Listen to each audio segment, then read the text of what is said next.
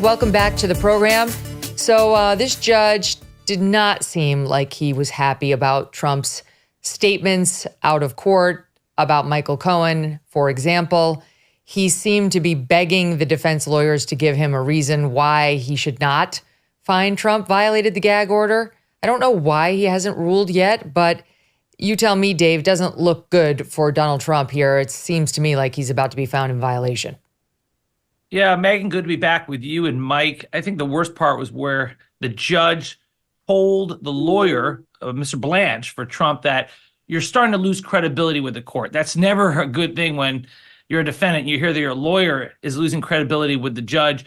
But ultimately, I don't think Trump is going to get a big penalty here at the beginning. I think he'll just get the fine. It'll be graduated over time. And then maybe at some point, if this continues, he'll get something more serious. But in that sense, I do think he's being treated differently than others. I can tell you as a prosecutor, Megyn, if someone else acted like this, they would be wearing steel bracelets by now. But, you know, the judge is very aware that Trump is running for president and he is Trump, and he's going to let Trump be Trump. And so although the judge is seemingly very annoyed right now, I don't think that this is going to result in anything more, at least for now, than a fine.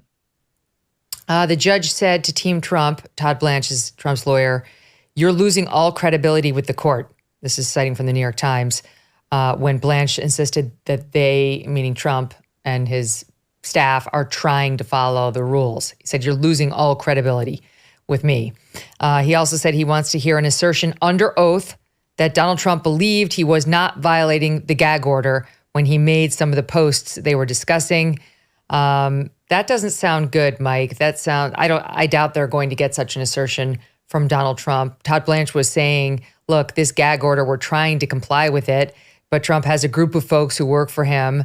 They find articles that they think Trump's audience should read. And some of those articles may have criticisms of witnesses like Michael Cohen, and that shouldn't be held against Trump, I suppose, is the line of argument. So this Democrat Manhattan judge, Juan Merchan, questioned Trump's lawyer's credibility. Let's look at Judge Merchan and this court's credibility on this case. You have this Soros-funded Manhattan DA, Alvin Bragg, who campaigned on getting Trump. He brought these bogus charges against Trump that are at best bookkeeping violations. They're not even bookkeeping misdemeanors, but at best they're bookkeeping misdemeanors from 2017 that are clearly time barred beyond the statute of limitations. This case was brought after Matthew Colangelo got deployed from the Biden Justice Department, the number 3 office in the Biden Justice Department, a top political appointee who worked for Eric Holder and Tom Perez and Obama and Democrat Attorney General in New York and Biden and Merrick Garland. He gets deployed to the Alvin Bragg's office to resurrect this zombie case 30 months later after Trump left office. This is clearly election interference. It's clearly lawfare. It's part of the Democrats' organized campaign. There before this Democrat Manhattan judge, Juan Merchan, who donated to Biden in 2020, he donated to another anti-Trump cause. And more importantly, his adult daughter, Lauren Merchan, is a top Democrat campaign operative, and she's raised nearly $100 million off of her father's unprecedented criminal trial of a former and likely future president of the United States. That is a clear conflict of interest under New York law requiring Judge Merchan's recusal. That's not just Mike Davis saying that. That is a former Clinton federal judge in the Southern District of New York going on Caitlin Collins' show on CNN on April 5th and stunning Caitlin by saying that. This Judge Merchan has not recused. His actual response has been to put an unconstitutional gag order on Trump. Okay, but that doesn't, I appreciate the sentiment, but let's stay specific for today because our audience has heard these more sweeping arguments before. And I do think it's very interesting whether this judge is going to punish Trump for violating the gag order, because you really are gagging a presidential candidate from speaking publicly about the witnesses who are out there about him all the time. So I get the unfairness of it. I'll stay with you on this, Mike. I get that it's unfair, right? That Cohen can go on MSNBC every day and say the most despicable things about Trump possible. But for now, the gag order says Trump is not allowed to respond. And so what do you think this judge is going to do, because it does appear to me Trump's violated the letter of the gag order by attacking Cohen. But what position is this judge in? Because he's either going to fine him or he's going to throw him in jail. I don't think we're yet at point B. Well, the problem is that this judge put in place an unconstitutional gag order. It is not constitutional to broadly gag a criminal defendant like this. If there's anyone in America who must have the First, Sixth, and 14th Amendment rights to speak out against the judge, the prosecutor, the witnesses, the staff, the biases, the process, it is a criminal defendant. It's going through a criminal process, particularly when that criminal defendant is a presidential candidate, and particularly when that presidential candidate is on the receiving end of obvious Democrat lawfare and election interference. So yes, this Judge Merchan could say, yes, we're going to put President Trump in jail. I actually dare him to do that, because I actually think that will guarantee that President Trump is back in the White House. I know. I mean, I think he knows that, Dave, right? Judge Merchan is not oblivious to the fact that if he actually put this defendant in jail for violating this gag order, it would cause a meltdown in the country. Yeah, agreed. That's why they're just going to do $1,000 per each violation. That's even what Bragg asked for. Didn't ask to sentence Trump to pretrial incarceration. So they're not there yet. But he does need to cool down on the attacks, especially on the jury. You know, you had at least one member of the jury, the alternate, came to the judge and said in tears that not sure if he wants to continue. One member of the jury pleaded to get let off, and she did. So it is a problem. And you have, jurors who are there doing their civic duty, and they're getting accused of being 95% Democratic, as far as Manhattan being Democratic and being like plants for the Democrats. You got to calm down on that. And as far as attacking Michael Cohen, you can't engage in witness intimidation. I know it seems unfair that Cohen can attack him, and I know prosecutors are probably cringing at the fact that Cohen is still going after Trump online. That's not a good look. It's not good for the prosecution. But our system is that if you engage in witness intimidation and harassment, that's a violation. That's against the law. And at some point, Trump needs to dial that back. It's not a good look for him, and he could get hit with bigger things than just a fine if he continues in the future. Michael Cohen was all over MSNBC, I think, just within the past few days, calling Trump despicable. He wants to see him convicted. I mean, all of this is terrible for the DA's case, because he's going to be a witness at trial, and he's going to get cross-examined with all those statements. Like, you'll say anything. You can't stand him. He's become your nemesis in life. You'll do anything to see him go to jail, just like you did, sir. Isn't that true? Like, this is terrible, but Michael Cohen wants his name in lights and to see his face on television more than he wants to preserve whatever is left of the integrity in this trial. So, I mean, in a way, it's not bad for Trump to have Cohen out there saying all this stuff, but I can see how it's very difficult for him not to respond. All right, so we'll find out how the judge rules on the gag order. I agree it's probably going to be a slap on the wrist, $1,000 here, $1,000 there. I don't think he violated anything on the jury, though, in the reference that you just made. I did listen to it. I have it here. It's immersed in a discussion from MSNBC between Rachel Maddow and Andrew Weissman, former prosecutor, where they were talking about whether this was a violation of the gag order. And I'll play it here, but for reasons I'll explain, I don't think they've got him on this at all. It's Hot 7. Here it is, Donald Trump talking about the jury in his trial.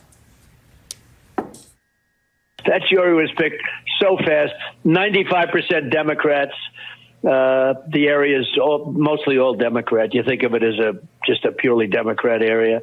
It's a very unfair situation, that I can tell you. That jury, 95% Democrats. Again, the last item in the gag order forbids Trump from making or directing others to make public statements about any prospective juror or any juror in this criminal proceeding. So you have Donald Trump clearly goading the judge. The fact that he's doing something that appears by all accounts to be a direct violation of the order. Dave, I don't see it. I think he caught himself. Trump's very clever. He's no dummy. And he said, they're all Democrats, this area, right? It was like, comma, this area. And he saved himself, that he is not going to get in trouble on that one. What do you think? It's a really good point, because you can look at it different ways, but it looks like he did catch himself. He's wrong that the area is not 95% Democratic, but he won't get in trouble for saying that. But it went 87% for Joe Biden in Manhattan. 87%. He's close enough. It was a good reference. Well, you can have a lot of independents who vote Democratic, but yes, a point taken. But he shouldn't be just addressing the jurors, their party affiliation, their biases at all. So yeah, you may be right, Megyn, that he doesn't get slapped down specifically for that yet, but he'll be admonished. I suspect that Judge Merchan is not only going to hit him with fines, but is going to broaden the gag order to say no more mentioning juries in any way. So I think it's going to be a tighter gag order against Trump and a fine, but yeah, nowhere near incarceration. Let me ask you about that. So then, Mike, I mean, would Trump under this, you've already said you think it's unconstitutional, so I get that, but let's just talk about the letter of the gag order. Would he be prevented from saying, on this jury, I have 7 men and 5 women. I have jurors only from Manhattan. I have mostly professionals and college graduates. Would he be prevented from saying that? Because if he's not prevented from saying that, he's not prevented from saying they're mostly from a Democrat area. You're proving the point, Megyn, that this gag order is unconstitutional. Gag orders are supposed to protect criminal defendants. They should be gagging Cohen, right? Because he is a witness who is tampering with the jury pool by going on TV and bashing Trump. They should not be bashing Trump. He's the defendant. Well, right? let me just jump in and say one thing to your point, Mike. I'm thinking about the Idaho case, which, we've talked about a lot on the show, against Brian Kohlberger. That judge issued the sweeping gag order, which people are unhappy with. But even the families of the victims there are barred from speaking. The defendants barred from speaking. They're all barred from speaking. It has some, equal weight on both sides of the case. This one is just the defendant. You will keep your mouth shut about everybody other than the judge and the jury and the prosecutor. He's allowed to criticize the prosecutor and the judge. Yeah, and that's the problem. The whole point of a gag order is to protect the defendant. It's to make sure it's a limited time, place, and manner restrictions on other people's free speech rights in order to protect the criminal defendant's constitutional rights to get a fair, public, and speedy trial. It is a limited time, place, and manner restriction that goes away after the trial. You gag the other people. You don't gag the criminal defendant. If the criminal defendant is actually making threats against the judge, his family, the witnesses, the jurors, there are criminal statutes that address that. Obstruction of justice, witness tampering, not this vague and overbroad gag order on a criminal defendant going through the process, particularly when he is a presidential candidate, the leading presidential candidate. And your point's perfect, Megyn, that can he talk about that it's 50% men and 50% women or whatever? That's the problem. He doesn't know if he can talk about that. That makes this gag order unconstitutional on its face. Yeah, it's not, they were talking about that soundbite, Dave, as if Trump had said, like, these jurors suck, they're biased, they'll never give me a fair trial. He says that about the judge every day, including today after the gag order hearing. He posted something on Truth. That's okay. He can go after the judge. But they're talking about in that soundbite as though he said that stuff about the jury, and he didn't. All he said was what we played, nothing more. So I think that was a sleight of hand, and I predict he'll be okay on that. You agree with me? Well, yeah, I do think he'll be okay with that. I think it'll be a tighter gag order to prevent him from doing that in the future. But I do think that he was pretty clever in catching himself on that. The fact that he can continue to bash the judge is such a shock to me as a prosecutor, that judges are allowing a defendant to go ahead and go after them. The gag order does not prevent Trump from going after the judge or the prosecutor, just the judge's family, just the witnesses, just the jurors. So that's why I think he's being treated better than other defendants. Remember, once you're arrested for a crime, you don't have the same First Amendment rights as everyone else. You're told you cannot communicate with victims, you cannot communicate with witnesses, you can't drink alcohol. There's all these other limitations on you. So, we see that all the time. We see that's reason enough to stay above the law. But wait, so you're telling me in your average case, if you have a defendant, the defendant's not allowed to criticize the judge? Oh, if a defendant criticizes the judge, that defendant we brought in and held in contempt. Yeah. I don't know of any other case.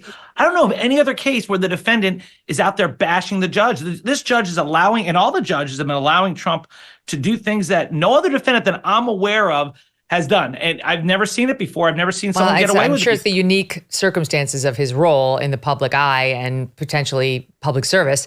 Here's what he tweeted or posted on Truth Social. It says 8 a.m. He writes, highly conflicted, to put it mildly, Judge Juan Merchan has taken away my constitutional right to free speech.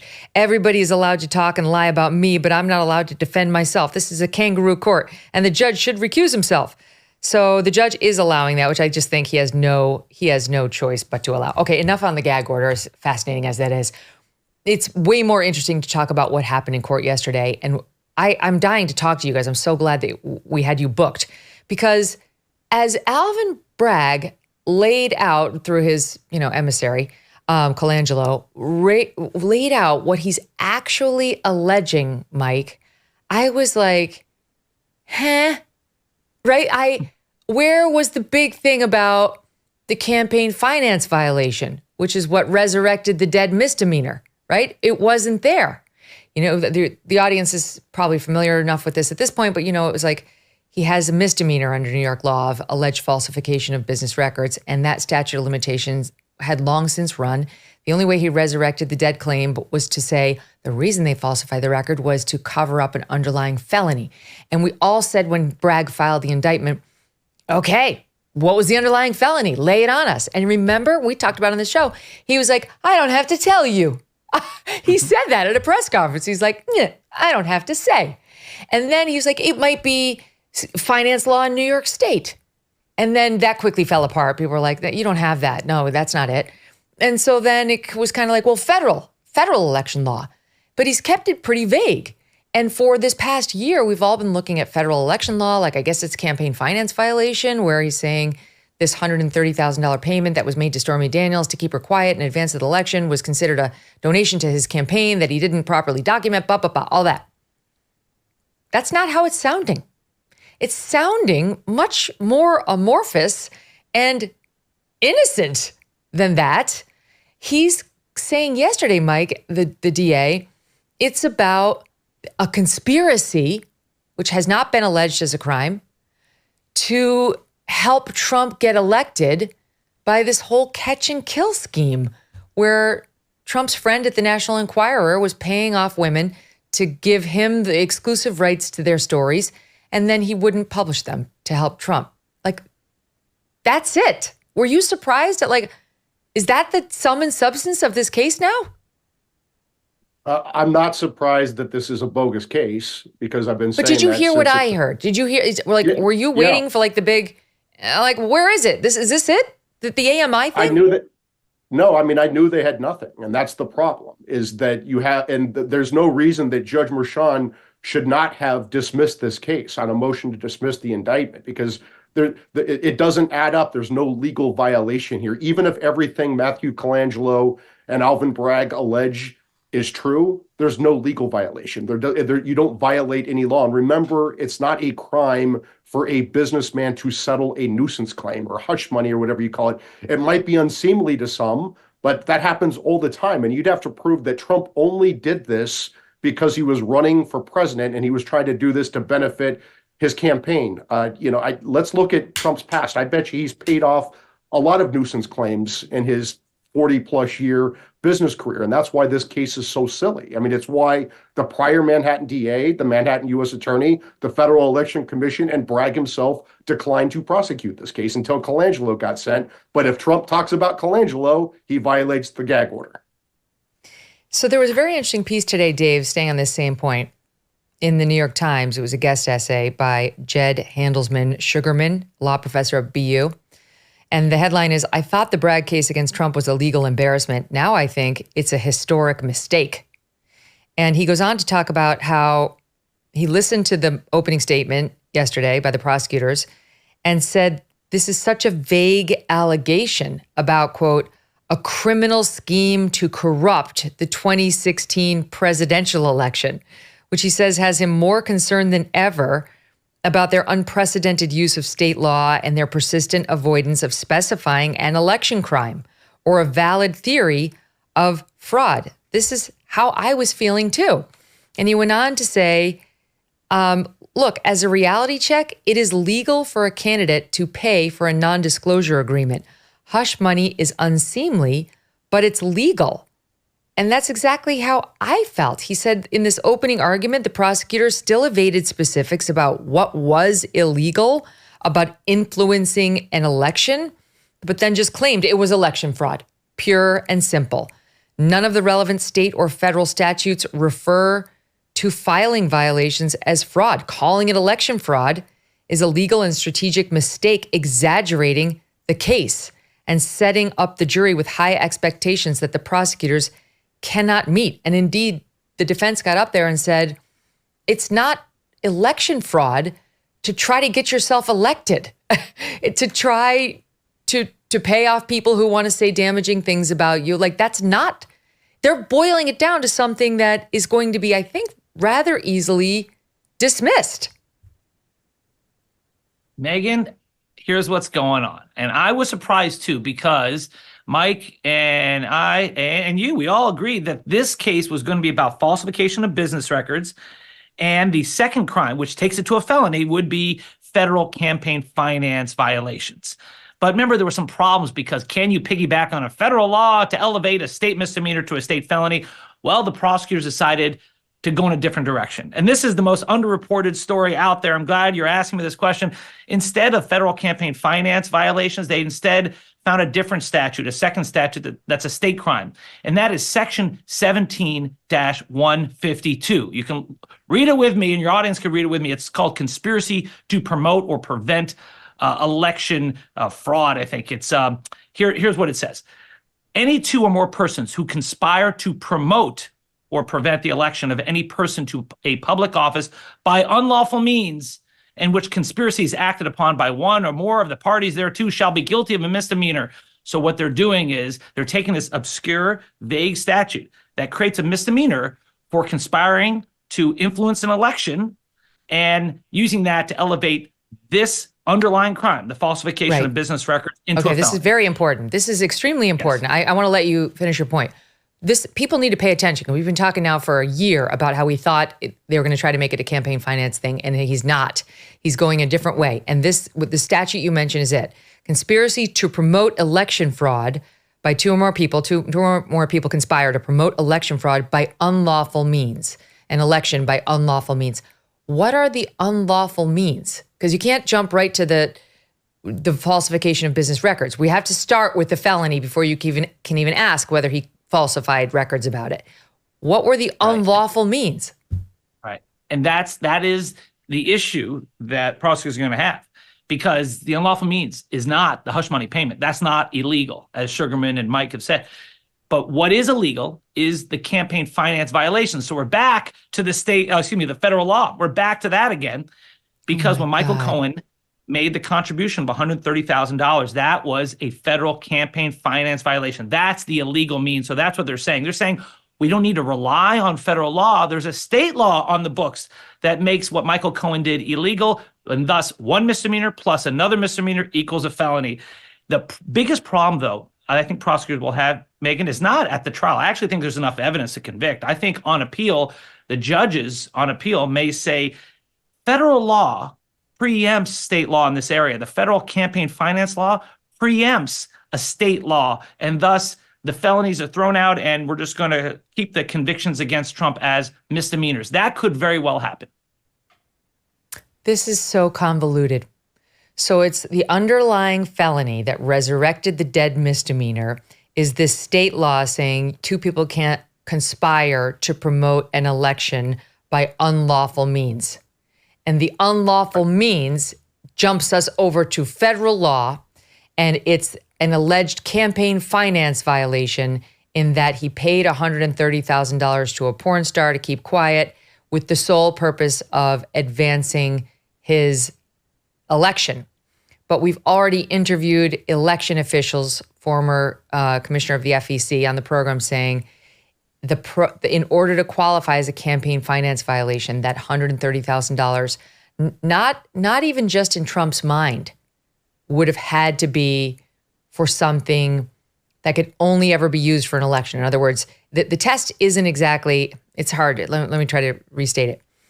to figure out whether that $130,000 is an illegal payment, like a campaign finance violation, you have to prove that no one would ever pay a hush money payment for any purpose other than to win an election. Mike is shaking his head yes, and Dave is shaking his head no as I say that. That's the law. Why do you say no, Dave? Because I was on the program with you, Megyn, when we had that expert, and I Brad countered Smith. with, right. And remember, I said, what about John Edwards? And he said, oh, yeah, that was the exception. And so the feds did prosecute John Edwards for it. Now, it was a hung jury. He wasn't how'd that work out? Yeah, Well, it didn't work out too well. But I think the facts actually are stronger against Trump than John Edwards, but we can talk about that later. But there is precedent for it. So that's where I disagree with Brad Smith. Go ahead, So Mike. Dave actually proved my point when he said that there's enough evidence here to get a conviction that may not get upheld on appeal.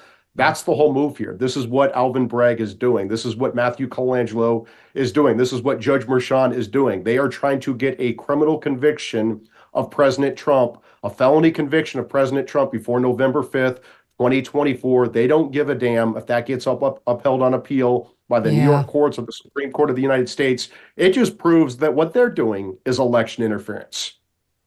Okay, I want to go the through. misdemeanors would hold up. Yeah, the misdemeanors would hold up, but not necessarily the felony. But they're and I'm not time sure. barred. They're time barred.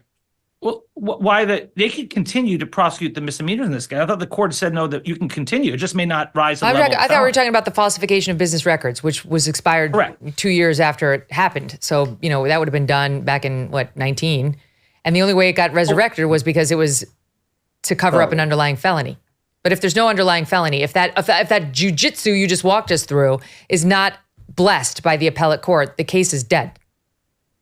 But if you don't have the underlying misdemeanor, the underlying 34 counts of falsification of business records, then the whole case goes away. So that's not barred by statute of limitations. You can still pursue that. It's just a question of whether it will ever rise to a felony. And that's something for the appellate courts, because I do agree we're in uncharted territory here. I think you're saying, I think we're not on the same page. Mike and I are saying you don't even, once that underlying felony collapses, we don't have to spend any time on whether there was falsification of business records. It's done. It doesn't live as a claim unless you can prove an underlying felony. That's all we're trying to say. And we think that the underlying felony is not going to be found by an appellate court.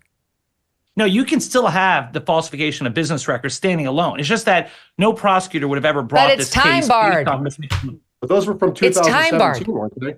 Yeah, it's over. You cannot have those. That's why he had to tie it to an underlying felony, because the statute of limitations had expired on that claim.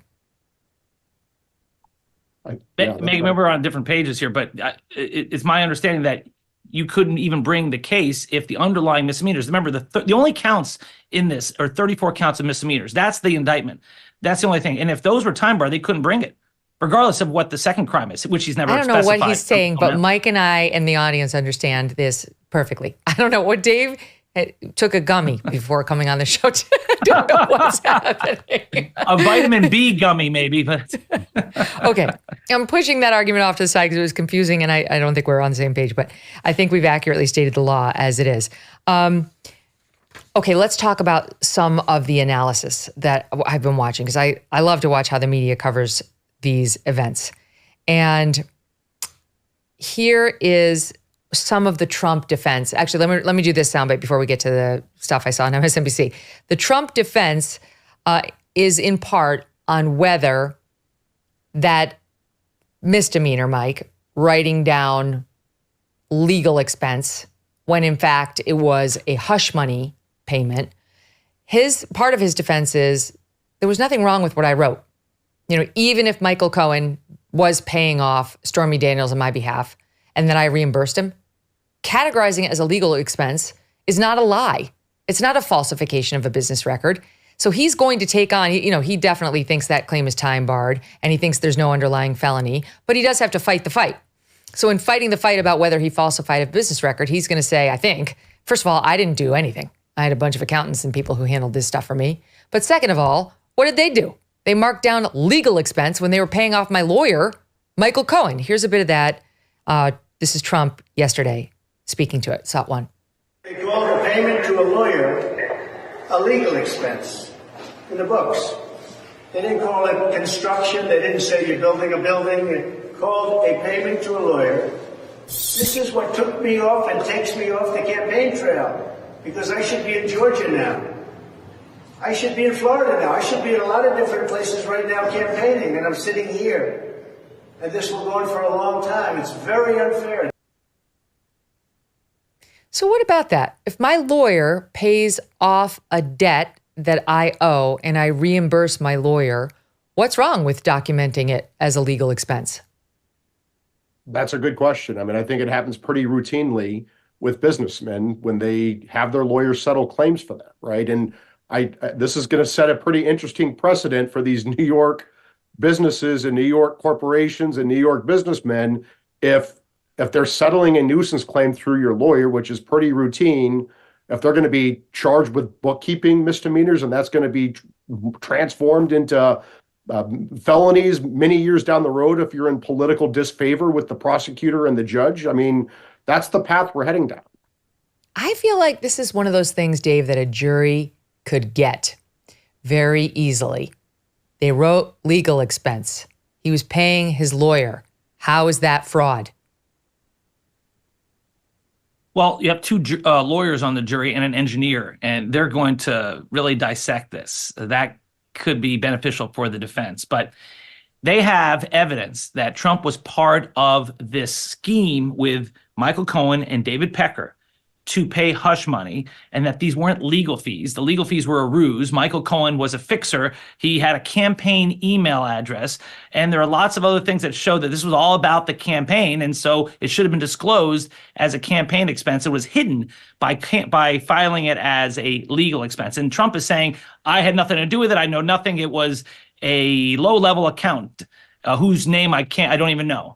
And I think that's hard to believe, especially because I think you have to take that leap to think that Michael Cohen somehow did this on his own and then Trump just reimbursed him afterwards. Michael Cohen is a lawyer, and Mike is an excellent lawyer, but not even Mike Davis will shell out $130,000 of his own money, take out a home loan to pay off a debt of his boss and not tell him until later. So I don't buy that explanation by Trump. Well, and they're also going to have testimony in connection with another payoff to another woman, Karen McDougal, that has Trump on tape acknowledging the deal. So they don't have that on the Stormy payment, but they do have it to show, look, he knew about this one and blessed it. What are the odds that he didn't know about the Stormy one and that Michael Cohen just did that out of the goodness of his heart? And Cohen, of course, is going to testify. Trump knew all about it, and the only reason I paid it is because he told me to, and that's why Trump's going to say he's a liar. But yeah, I mean, I think there probably will be some evidence that it wasn't just some random accountant and that Trump knew the payment was being made to Michael Cohen. But the documentation of it, you said legal fees. I do think that's different. A legal fee is different from a legal expense, right? Legal fee to me implies I'm paying you for your time as a lawyer. Like I'm paying you for your research, your drafting, your appearances in court for me. Legal expense, I don't know. I think we're closer to what they actually did. You went out and incurred an expenditure on my behalf, and I reimbursed you for it. Yeah. Well, they've got phone calls between Michael Cohen and Donald Trump at the time that Michael Cohen created the entity that would be used to pay off Stormy Daniels. And they've got Alan Weisselberg's notes that he took that describes the reimbursement scheme, and they're pretty detailed. And then you have this text message between Stormy Daniels' lawyer and someone at the Trump team, or I forgot who it was. It was Stormy Daniels' lawyer at the time who texted someone right after Trump won the election to say, what have we done? And, what have we done? Right. Yeah. It was the AMI. Wasn't it the AMI? It was Pecker or somebody or Dylan Howard. Yeah, it was Dylan Howard who's underneath Pecker over at National Enquirer. Okay, so you keep saying scheme.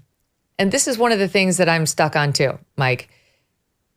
Can we use a scheme in this way if what they're doing is legal? Like, scheme makes it sound, I guess, extra bad. That's what we hear all the time in the court and outside in the press. What really is he accused of doing? He was running for president. A porn star with whom he may or may not have had an affair comes forward to say, I'm going to the National Enquirer. I'm going to tell the world that I slept with you. True or not, I'm going to tell them that. Everyone's going to hear that. Your wife, your children, your minor son. And I'm I'm going public with it. And he says, this billionaire to whom $130,000 is, yes, he's a penny pincher. They point that out in court, but he's a billionaire. It's not like $130,000 for you or me. Says, get rid of her.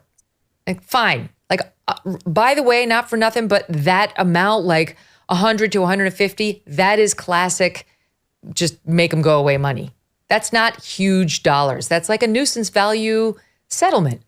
So the number comports with just get rid of her. I don't want to deal with this. And the scheme was, I'll just do it through my pal, David Pecker, who runs the National Enquirer. He's going to catch and kill the story. He's going to say, come here, here's 130 grand, or in the case of Karen McDougal, 150. Write your story. Supposedly we'll print it, or maybe we won't, but we buy the rights to it. And then you go away. So how is this schemey? Like, so far, even according to this BU professor in the Times that I read from, or was it BC? I just want to make sure, Boston University. That's not illegal. And when did this Karen McDougal catch and kill allegedly happen? Was it during the presidential campaign? It was before the presidential campaign. So that actually provides evidence that Trump, if he did this, he's not doing it to benefit his campaign. He's been doing that for a long time. That's the thing. So Dave, scheme, okay. But they're taking conduct that, let's face it, men have been engaging in for a very long time and trying to make it this big illegal scheme. It's like he paid off a woman who was threatening to say something embarrassing about him. How is it a scheme? The way that it was structured is to make a campaign contribution, essentially. It's an expenditure to the campaign. It's something that Michael Cohen was paying Stormy Daniels $130,000 when the limit was $2,800 at the time. And when you do that, that's a violation. That's the illegal conduct on which the statute rests. So that's the problem here for Trump. But under that logic, Dave, under that logic, no man can pay off somebody, a woman, any woman who comes forward or person from their past and says, I'm going public with damaging information while that man is running for president. You cannot do it. Once you've declared, right, you have to let all the terrible information come out. You just have to let yourself be smeared by everybody. You can't pay off anybody to keep quiet and sign an NDA. Well, you have to do it legally under campaign finance laws. You can use third parties. Hey, Trump could have just paid it out of his own pocket. That's the thing. Trump wanted his company to pay it. You can go to the fact that Trump didn't like to dig into his own pocket. But if he had just reimbursed it out of his own pocket, there'd be less of a campaign finance issue here. But the fact is, Michael Cohen paid it, and then his company reimbursed it. And there is the issue, because it was an illegal campaign contribution from a donor, in this case, Michael Cohen. And then it wasn't recorded as what it really was in the business records. So that's what led to this problem. And as far as John Edwards, this is important on this. John Edwards had third parties pay his mistress. Money melon. But right. And the payments started well before the election. And here's the key for John Edwards, though. They continued after the election. So for Trump, there's evidence that he told Michael Cohen, don't pay Stormy Daniels after the election. Let's try to postpone this so we don't have to pay. Then it won't matter. So that shows that the whole intent here was to influence the election. So Mike? I don't think he used his business. I don't think he used business funds to pay this. I think it came out of the revocable trust in his personal funds. Dave has no comment on that. I don't know whether that matters or not. I know it's to me. Well, regardless, the way that it was recorded was legal fees, which is the statute here. That's the violation. But if when Michael Cohen made the payment, that was the contribution that needed to be reported. And then separately, the Trump organization, whoever reimbursed it, has to report it properly, and it wasn't legal fees. Well, the problem is that the statute applies to business records, and that this payment came from personal funds. And so that's another legal problem with this whole case, is that they're going after President Trump for, having fraudulent business records or whatever they're labeling it, but the problem is he used his personal funds to pay this. It's so convoluted. There is no jury that's going to understand this, but I do think a jury can understand how is it fraud when he wrote down legal expense. He paid the lawyer back and he wrote down legal expense. How is this a fraud? Hold on. There's an update from inside the courtroom on Pecker. This is via New York Post. When describing the August 2015 meeting at Trump Tower, This is between Trump and David Pecker, where they struck this deal. You know, you're going to help me bury bad stories. David Pecker said he warned Donald Trump that women would try to sell stories about him as his presidential campaign heated up. I was the person that thought there would be a lot of women to come out to try to sell their stories because Mr. Trump was well known as the most eligible bachelor and dated the most beautiful women, Pecker said. It is my experience that when someone runs for office like this, it's very common for these women to call the National Enquirer and try to sell their stories. He goes on to say he had an unwritten agreement with Trump. Quote, it was an agreement amongst friends, end quote, when learning that there was a negative story about Trump. He said the agreement was mutually beneficial, meaning it would help Trump's campaign and help sell magazines. Pecker testified that he didn't want anyone to know about the agreement, telling editors to keep this as quiet as possible. I do think the timing of that is rather interesting. The meeting was August of 2015. August 6, 2015 was the presidential debate, the very first of the Republican season, in which I asked Trump that question about women. And that became, you know, a lot, that narrative was interjected into the campaign in a very visible way. And then these two sat down and I'm sure did come up with a deal where his friend would take care of him. I mean, if I were friends with David Pecker and I were running for president, I'm sure I'd go to him and be like, please bury the negative stories about me. You know, they're like, I'll tell you a story. Back when I left NBC or right around there, the Daily Mail, which I now love, but they were writing terrible pieces about me all the time. And a friend of mine knew somebody who was like running the Daily Mail or owned the Daily Mail. I can't remember. They said, you know, I can arrange a meeting for you with this person. And you can basically ask for a pardon. You know, you can beg for them to stop hitting you. And I was like, I'm not going to do that. It's the media. This is what we do. Like they're allowed to write hit pieces about me. It doesn't have to be pleasant for me, but that's just, you know, that's life. Kind of have to suck it up. Not everybody makes that choice, but like, would that have been improper if I had been somehow running for office? I have a connection. I say, yo, could you please lay off? No.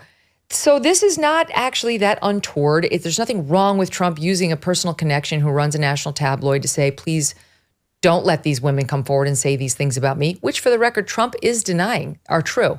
He is denying. I know kind of a lot of people think he just did it, but for now, he's denying that it even happened. There's nothing nefarious about it. You can talk about whether it's right in the lane of morality, but that's not what we're here to adjudicate. Okay, this brings me to Rachel Maddow. And she got into, on her show last night, her 1 hour a week for which she gets $30 million. This scheme of catch and kill, because it wasn't just Donald Trump that the National Enquirer did this for, or other publications did this for, but she winds up landing this in a different place than I will. Here's SOT 6. Today, when David Pecker was on the stand, he is the one who volunteered the phrase checkbook journalism. Yeah. They do sometimes, with people other than Donald Trump, find out negative information about a person and then decide not to run it. And why do they do that? Because they want to have that person consent to be on their magazine covers for other reasons. And so it's they sort of a known thing. They've done this about Cosby. Bill Cosby, they had a bunch of bad information about him. They did not run it in exchange for Cosby then doing exclusives with them. They had a bunch of bad information on Arnold Schwarzenegger. Did not run it in exchange for Schwarzenegger doing a bunch of stuff with them. The difference is when they did it with Donald Trump, they only did it when it came to the election. Prosecutors said today in their opening statement they had never before paid anybody for any information related to Donald Trump. It was to help Donald Trump win the election. And that is when it became a crime. Okay. I just want to say the sanctimony espoused on that set last night about this checkbook journalism and how these media outlets would bury stories in exchange for, you know, some sort of an exclusive or for nefarious purposes that are really not above board is really rich coming from NBC News, which has been most infamous over the past 5 years for having the Harvey Weinstein story. They knew he was raping women and sexually assaulting women. They had allegation after allegation through Ronan Farrow, and they spiked it and let Ronan Farrow walk out the door with what would be a Pulitzer Prize winning story on Harvey because, according to Ronan Farrow, they didn't want Harvey to unleash on Matt Lauer, who they had reason to believe was hurting women inside of the NBC building, had been sexually harassing or assaulting women within their own roof. And so they allowed, effectively, in my opinion, Harvey Weinstein's rapes to keep going so that Matt Lauer's sexual harassment and assaults could keep going. That was the deal they struck, which does not give her the moral high ground to come out there and condemn Trump, saying, could you please bury the porn stars allegation against me? In no way, shape, or form alleged to be non-consensual. That's the underlying sickness behind every discussion NBC's having about this. And only those of us with a memory that's longer than 2 minutes understand how wrong it is. I'll start with you on it, Mike, for NBC to be playing moral arbiter here on so-called checkbook journalism. You're exactly right. And they're just purely partisan operatives on NBC, particularly on MSNBC. Rachel Maddow's one of the worst. They're so intellectually dishonest about this. They're so partisan. And for them to pretend like that, they're the moral crusaders here is just absolutely laughable. All right. And it's not, I'm not going to go to Dave because he goes on MSNBC and I don't want to put you in the uncomfortable position of criticizing a network that is good to you. I understand that's not appropriate, but Mike's good. Here's Ronan when his book, Catch and Kill, hit publicly, explaining some of this. Watch. They ordered a hard stop to reporting. They told me and a producer working on this that we should not take a single call. They told us to cancel interviews. The question for years has been why. I mean, you lay out the suggestion that Harvey Weinstein was blackmailing NBC News. Multiple sources do say that, and the way in which that's framed is very careful. All of NBC's denials are in this book. We fact-checked for many hours with them. That said, it is indisputable, based on the evidence in this book, that there was a chain of secret settlements at this company that were covered up with victims of harassment and assault. Some of them about Lauer, some about others in the company. This was a pattern. It was concealed from journalists there. They allow it because they were afraid information about Matt Lauer was going to get out. That is what the extensive conversations, transcripts, and documents presented in this book suggest. It's really unbelievable to sit them, the very network. I mean, it's the same thing. NBC and MSNBC have the same top executives at the top level. And to sit there and try to sell to us that what we're seeing with Trump is criminal after what they did. And no one was hurt in the Trump allegations. He had allegedly a consensual affair that someone threatened him with exposure of, and he paid her money to go away. In their situation, sexual assaults and rapes and allegations were happening in both lanes, the Harvey lane and the Matt Lauer lane. I understand the denials. As they point out, Harvey denied it. He's been convicted. Lauer denies it too. NBC denies Ronan's allegations. But it's rich, Mike. It's perfectly rich. These are the people we're relying on for honest coverage on this case. I'll give you the last word. I just say I dealt with Ronan Farrell during the Kavanaugh confirmation, and he came at me because I think he was going to write a hit piece on me on how I handled it.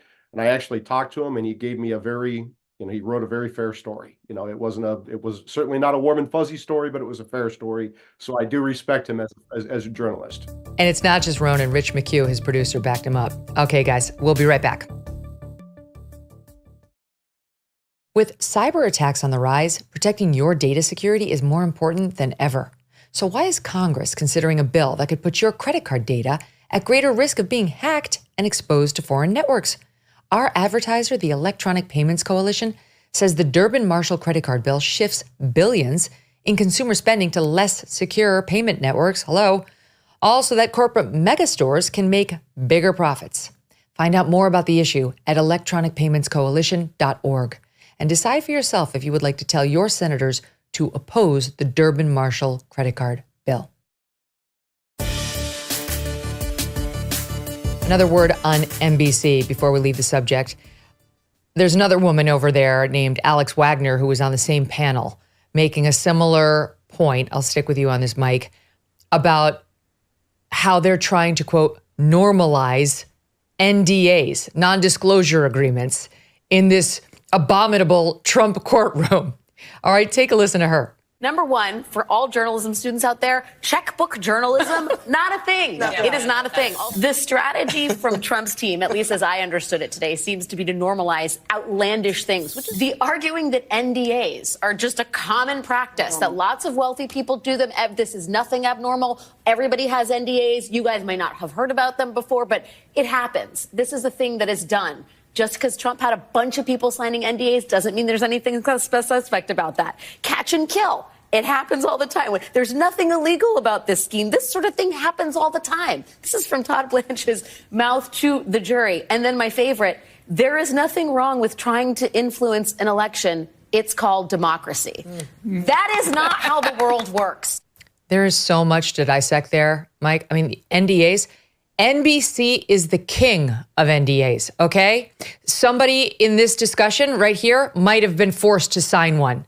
I have a list of women that's longer than Santa's scroll who have been forced to sign NDAs by NBC News and MSNBC, Alex. So you might want to do your homework before you bash them as a tool that's only used by people who are on criminal trial. Although, on second thought, maybe NBC will be headed there someday and her remarks will prove true. But that's right. And the checkbook journal, like, this is not how journalism is done. As I point out, this is how NBC News handled journalism when it came to its Pulitzer Prize winning story that it let walk out the door and go to the New Yorker.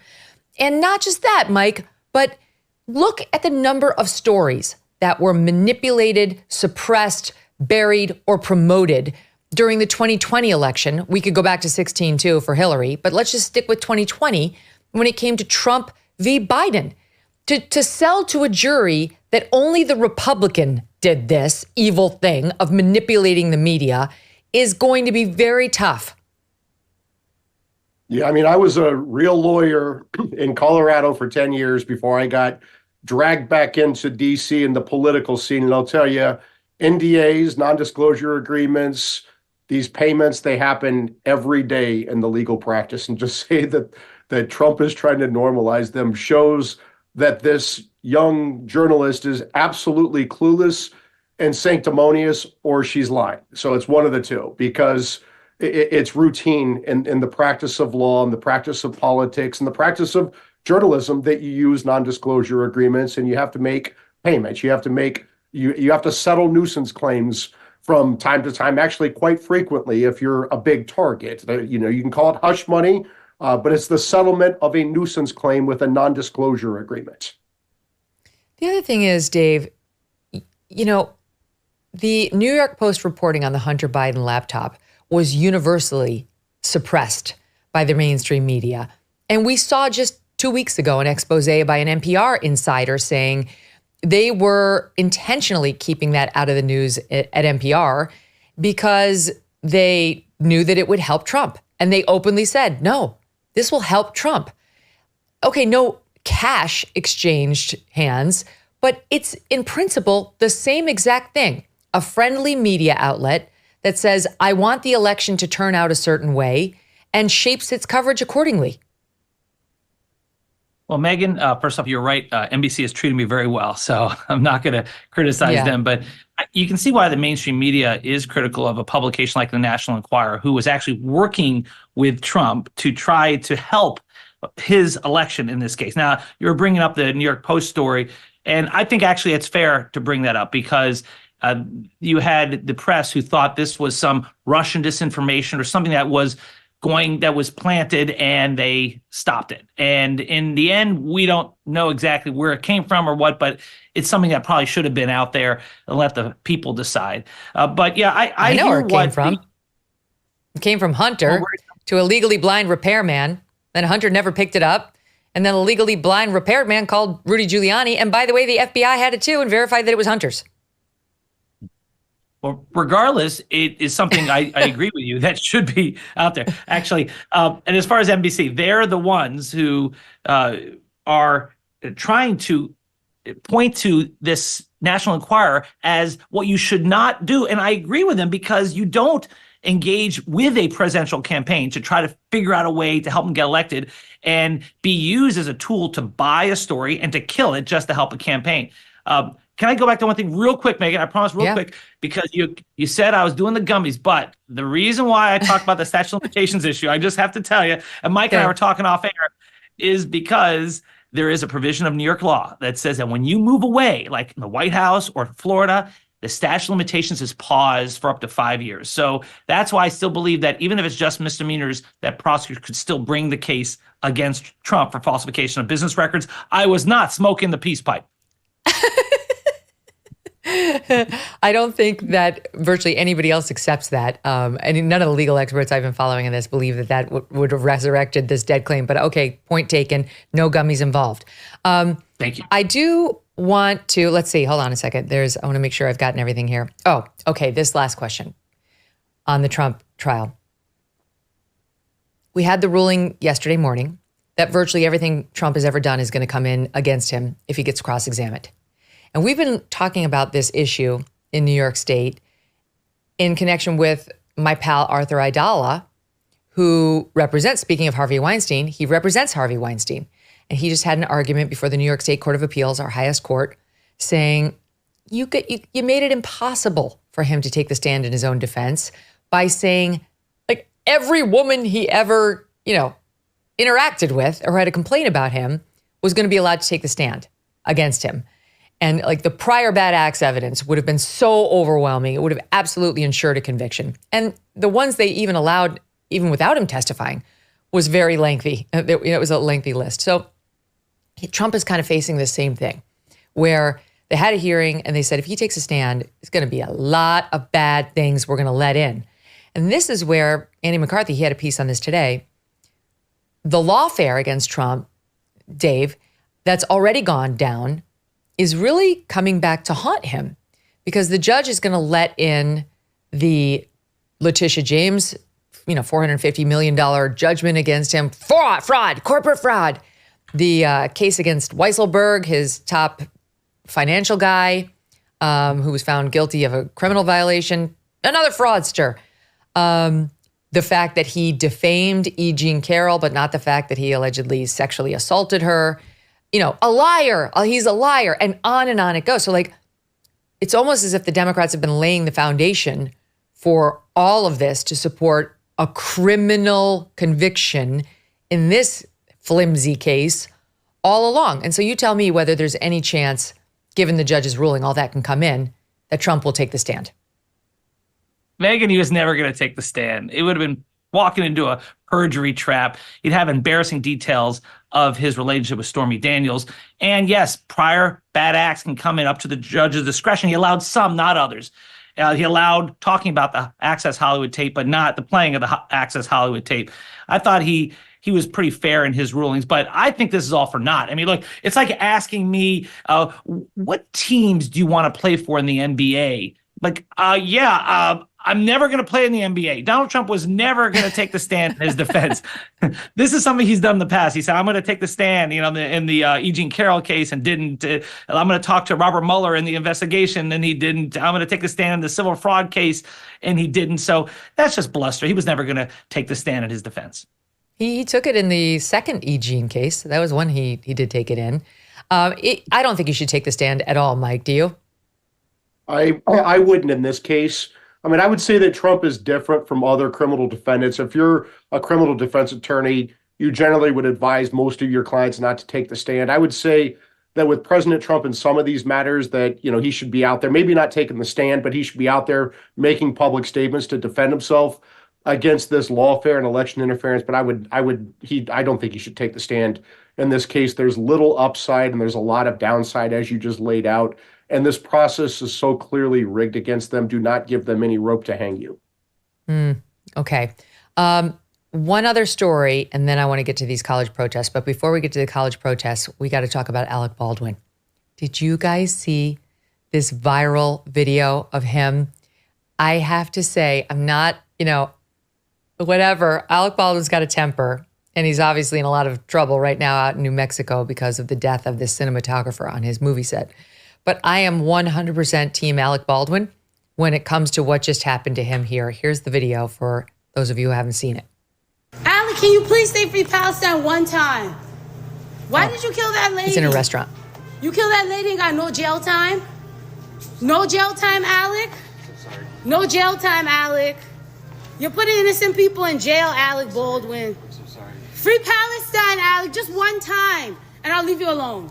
I'll leave you alone, I swear. Just say free Palestine one time. One time. One time. Call the police. One time, Alec. You know he's a criminal.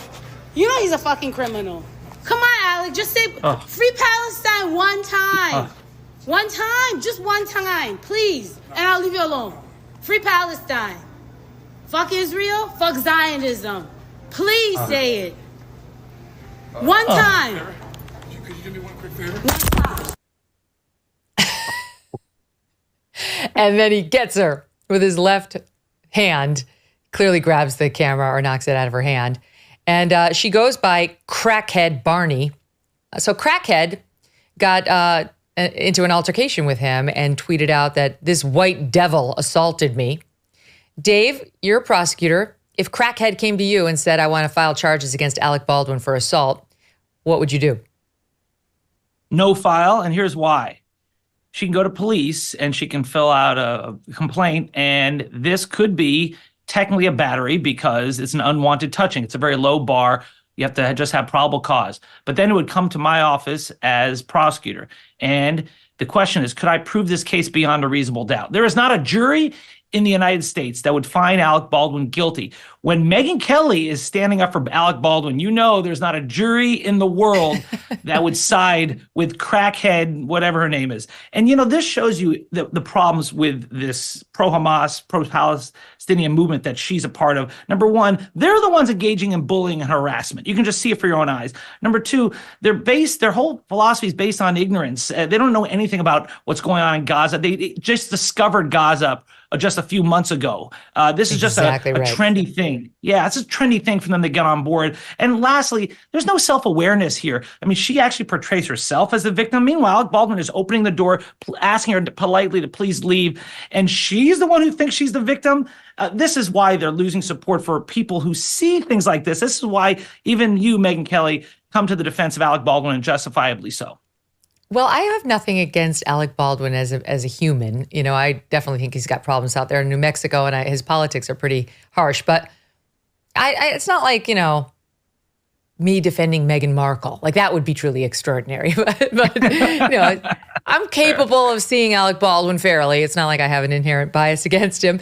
But Mike, this is so obnoxious, right? I think, like, what would you have done? What would you have done, Mike Davis, if somebody came up to you in like a nice restaurant like that, deli / restaurant, and done this to you?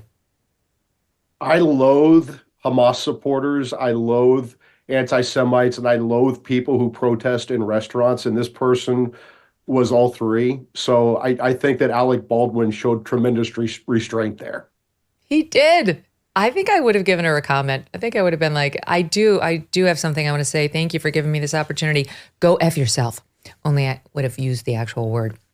Anyway, it's infuriating. It reminded me of the BLM protests where they were getting in people's faces at restaurants, just trying to live their lives and like have a beer. And they were like, say it, say BLM, say Black Lives Matter. And these poor people couldn't like continue their meal unless they said the words like, hello, this is America. Sit the F down or I'm calling the cops. Okay. All right. Whatever you call yourself, crackhead. Okay, crackhead. Anywho, I wanted to talk about what's happening on the college campuses because the situation is growing more insane by the day. We've got these anti-Israel protests disrupting classes on campus after campus, and now dozens of people are being arrested. So finally, there is some sort of a law enforcement crackdown. Columbia has now canceled in-person classes. I don't know that they're going to resume before the summer. The gates to Harvard Yard have been closed, and at NYU, an encampment swelled to hundreds of protesters at NYU. Staffers were seen forming a human chain as the protesters wanted to pray. Watch. أشهد أن لا إله إلا الله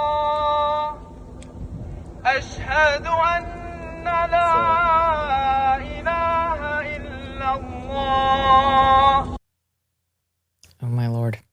The school says it warned the crowd to leave, then called in the cops after the university said it learned of reports of, quote, intimidating chants and several anti-Semitic incidents. Shortly after 8:30 p.m., officers began making arrests. Watch. Look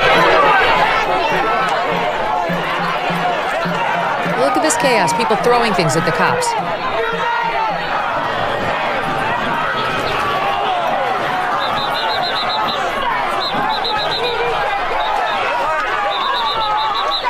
It's total chaos as people try to keep their little tents that they've set up around themselves.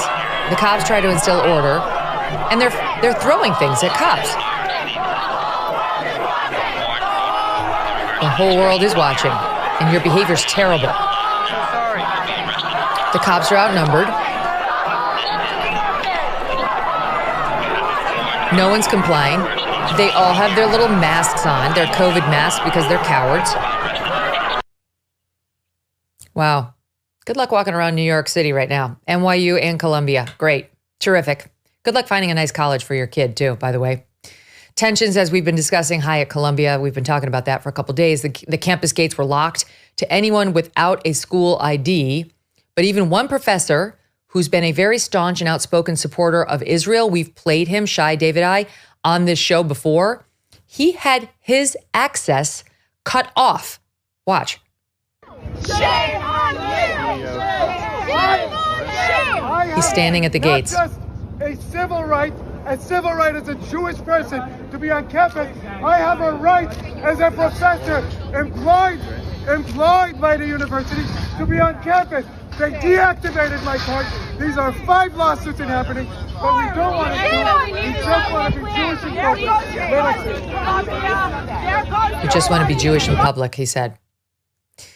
At Yale, police officers arrested about 45 protesters and charged them with misdemeanor trespassing. All were being released on promises to appear in court later. Some folks in the area also, of course, block traffic because they really make it their mission to be as annoying as humanly possible. So we've been having an ongoing debate, you guys, on what can be done about this, right? Because free speech is available on college campuses, and we want to make sure that we can go on the college campus and say things that are provocative, that aren't, quote, allowed or politically correct. I certainly don't want my kid to go on a college campus and be forced to use, quote, preferred pronouns, right? I want my kid to be able to say what's real. I want my kids, if they're more conservative leaning by the time they get to college, to be able to say what they think about all these controversial issues. It's important to protect free speech. I am fine. I don't agree with, but I am fine with Israel's committing genocide, right? Like down with Netanyahu. Those are all fine. This is morphed into something else. And I think you tell me, but the law to me is pretty clear. And even the ACLU has said this, that when you morph from just saying even hateful or offensive things into speech that is openly harassing of a targeted group or individual, you marched yourself right out of First Amendment protection. Dave, am I right? Yes, trespass is a crime, and police could go in and remove the encampments inside and outside Columbia because Columbia owns the property around there. But apparently the president of the university won't give police the rights to do that. So shame on these weak university administrators for enabling this. Also, assault is a crime. Disorderly conduct is a crime. Hate speech by itself is not necessarily a crime. It can be protected by the First Amendment. But when you have action, that's a crime. But even if it's just hate speech, just calling for the death of, the end of Israel, for example, at some point, it becomes a violation of the university code. Just imagine if instead of blasting Jews, they were blasting another group, or they were telling other members of a group to go back to wherever they came from. Do you think they would last a minute on campus? Not a chance. And it is just shameful that you have these weak administrators and these professors who are part of this problem running the show. It's like the inmates running the asylum. And at some point, perhaps the governor needs to call out the National Guard, or the police need to start being a little tougher on what's going on out there. Yeah, I don't understand why there's not actual law and order being imposed on these people, because we are out of the free speech realm, Mike. There cannot be targeted harassment of a specific group that creates what is in essence a hostile work environment or hostile learning environment for a vulnerable group or a protected class. You can't do that. So when I go on a college campus, if I see a trans person or, a man pretending he's a woman, I can say, you're a man. It's a he. Stay out of the women's restroom.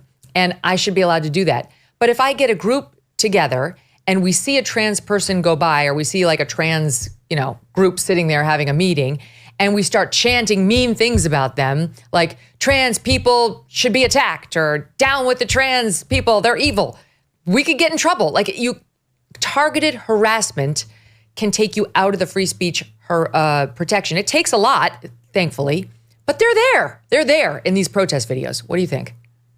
Yeah, I mean, it's the Brandenburg test from the Supreme Court, the eminent lawlessness. And when you are threatening or actually perpetuating violence against anyone, particularly a religious minority, that's clearly a violation of many different state, local, federal laws. And where is the Biden Justice Department? Where is the Civil Rights Division in the Biden Justice Department? Where is the Biden Justice Department, Department of Education's Office for Civil Rights? Where is...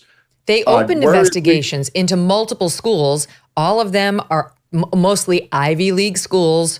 Mary Catherine Hand was tweeting today about how she feels really good about how she's indoctrinating her children in love for SEC schools. But it's mostly Ivies, right? So because people make complaints, and then the Civil Rights Division has to open an investigation. So they've done that, but nothing's been done, Mike. Where are the results? It's all well and fine to investigate what's happening to protect the kids.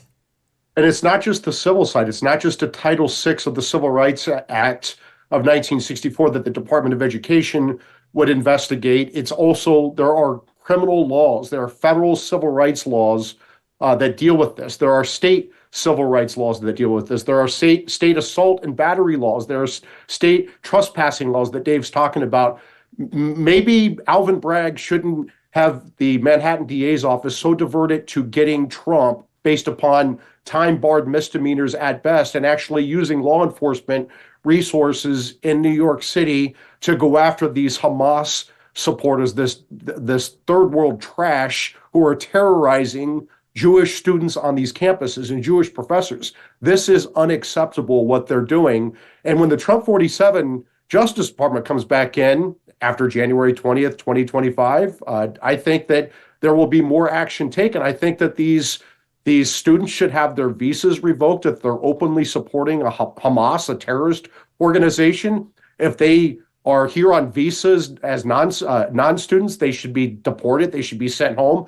And if they've been naturalized as citizens and they lied on their citizen application about being a Hamas supporter, they need to be denaturalized. They need to be sent home. Yes. Well, we look forward to that day, Mike, and whomever could be in charge of the DOJ when and if that happens, we'll find out. Guys, such a great discussion. Thank you so much, and to be continued. Thank you, Megyn.